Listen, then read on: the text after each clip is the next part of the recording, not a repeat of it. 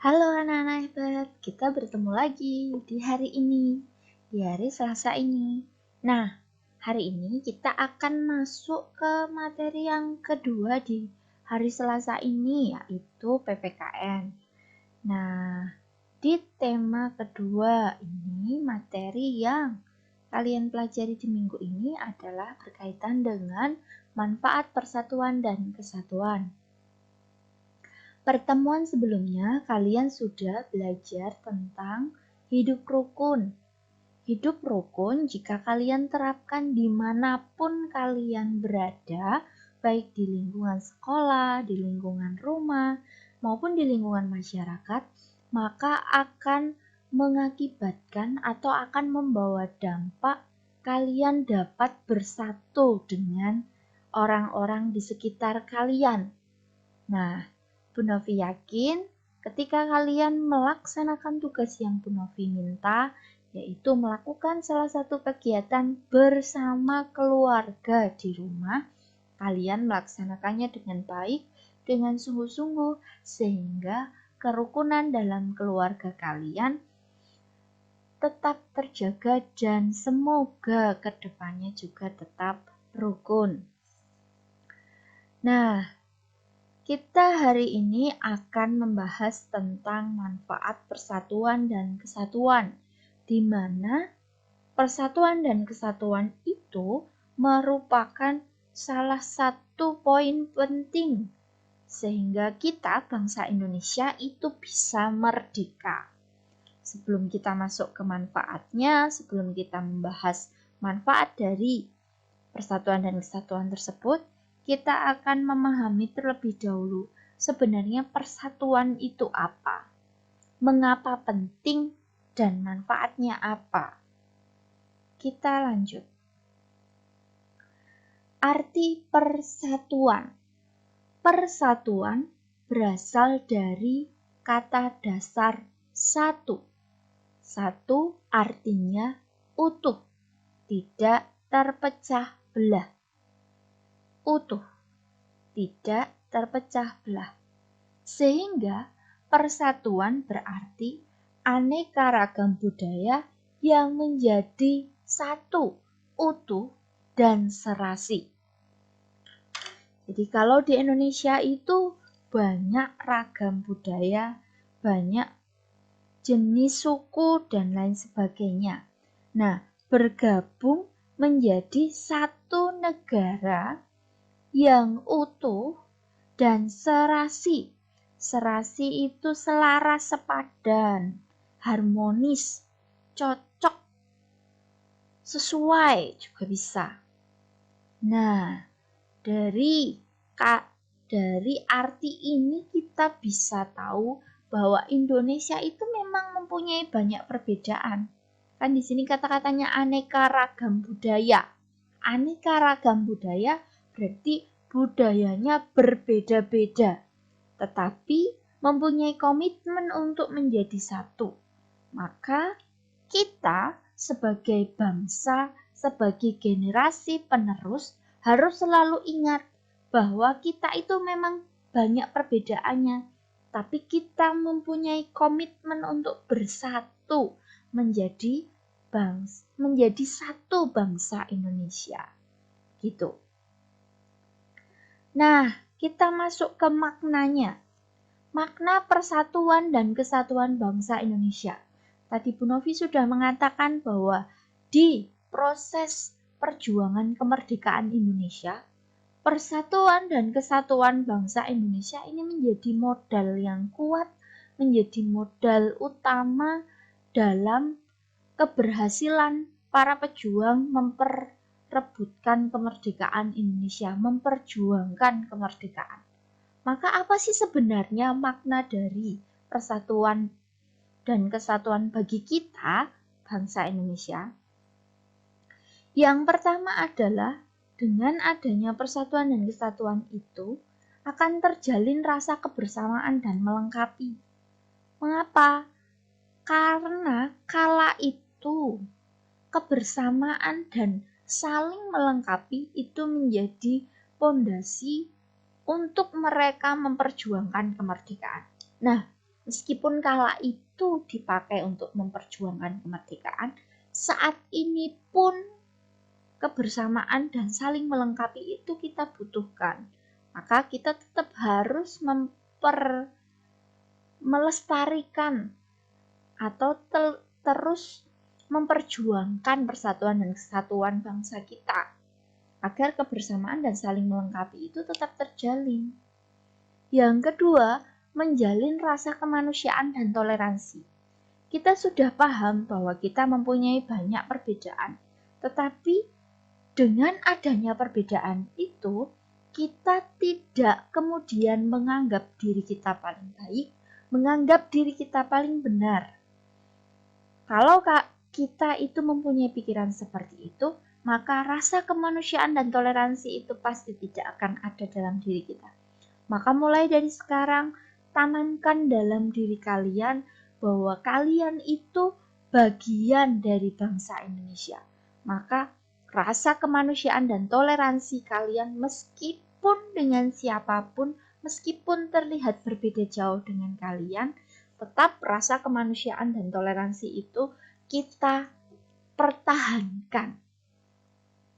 Yang ketiga adalah menjalin rasa persahabatan, kekeluargaan, dan tolong-menolong. Tentu kalau kita mempunyai komitmen untuk bersatu, namanya saja bersatu seperti tubuh kita. Kalau kepala yang sakit, maka badan kita ikut merasakan. Kalau tangan kita sakit, maka kepala kita ikut merasakan.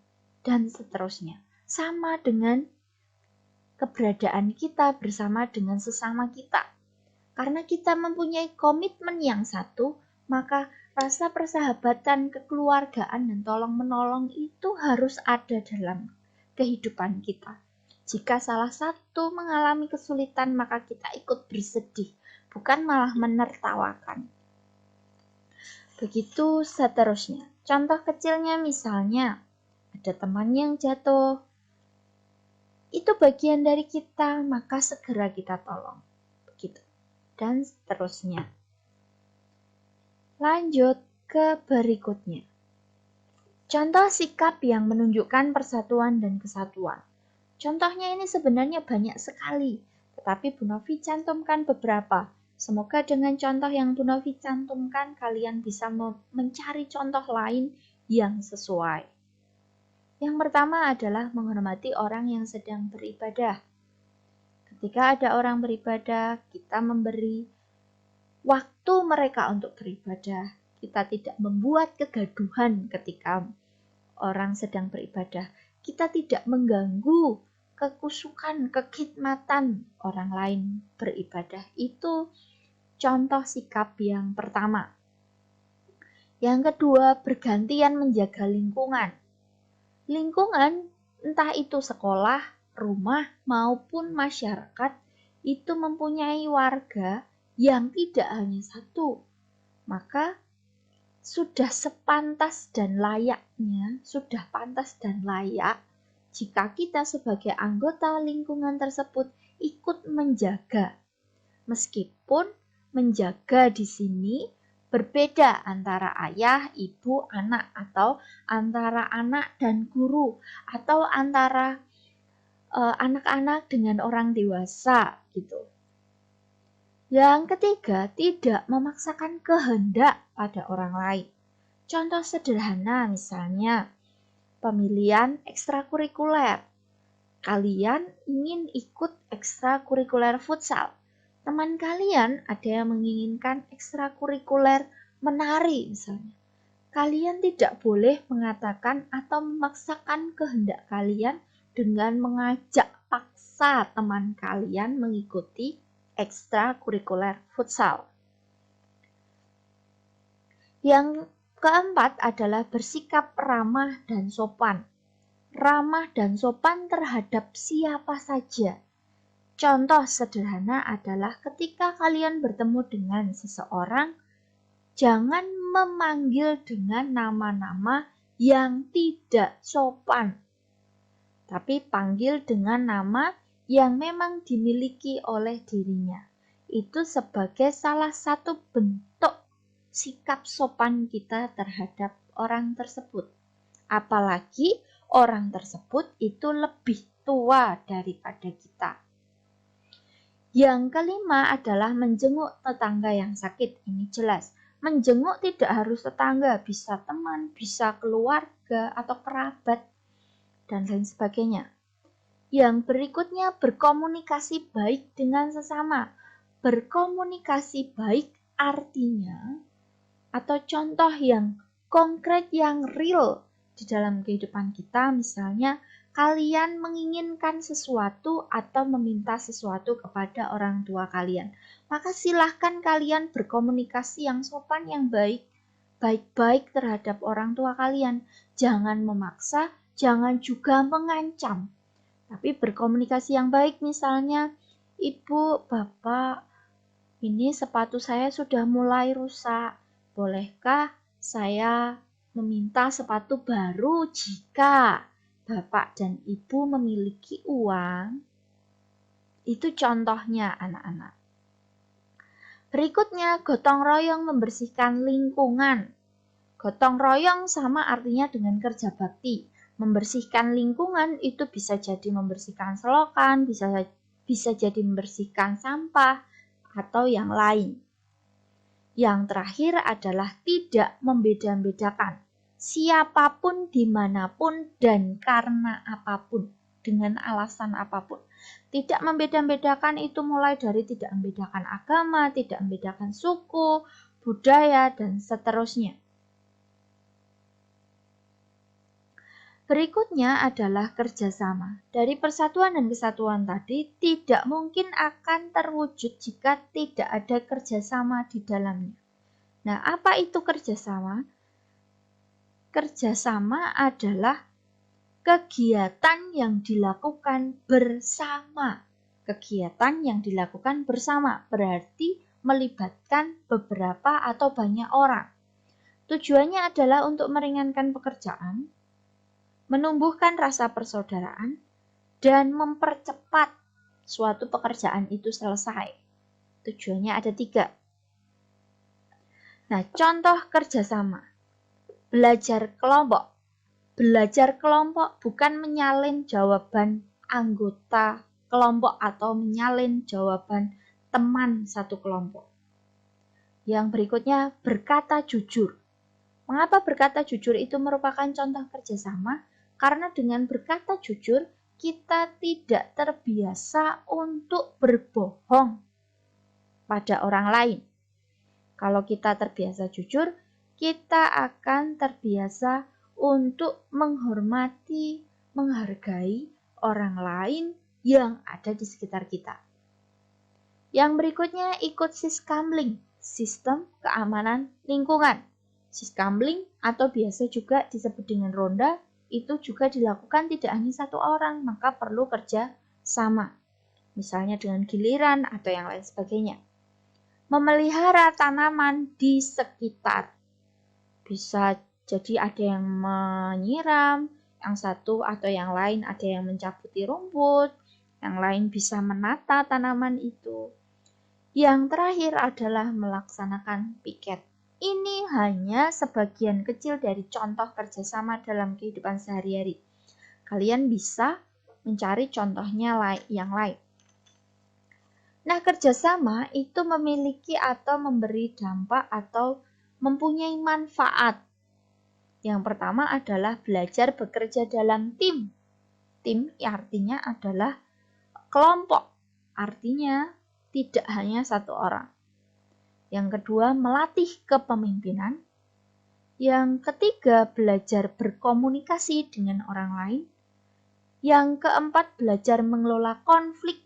Karena pasti antar anggota kelompok itu pernah terjadi konflik. Konflik itu misalnya perdebatan soal jawaban misalnya, atau perdebatan yang lain. Itu namanya adalah konflik. Yang berikutnya adalah menumbuhkan rasa saling mengasihi, mengembangkan rasa sosial, dan terakhir adalah memupuk rasa persatuan. Tadi Bu Novi sudah mengatakan persatuan itu tidak akan terwujud jika tidak ada kerjasama. Oke, kita lanjut ke berikutnya. Tugas untuk kalian hari ini adalah silakan kalian buka buku Bina Prestasi Tematik halaman 80. Di situ nanti akan ada bacaan di mana di bagian atas itu tertulis ayo mengamati. Silakan kalian baca bacaan bagian ayo mengamati.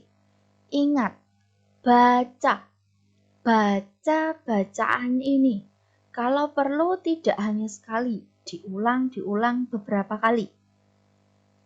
Kemudian kalau sudah kalian baca, Bu Novi ulangi. Kalau sudah dibaca, kalian kerjakan soalnya di bagian tugas di bawah bacaan tersebut di halaman 80. Tugas kalian kerjakan di buku tulis tematik. Kalian kerjakan di buku tulis tematik. Waktu pengerjaan atau batas pengerjaan sampai hari Rabu 26 Agustus 2020 pukul 23:55. Nah, setelah mengerjakan jangan lupa difoto dan dikirimkan kepada Bu Novi. Demikian penjelasan dan tugas hari ini untuk materi PPKN. Selamat belajar, selamat mengerjakan, dan tetap semangat anak-anak.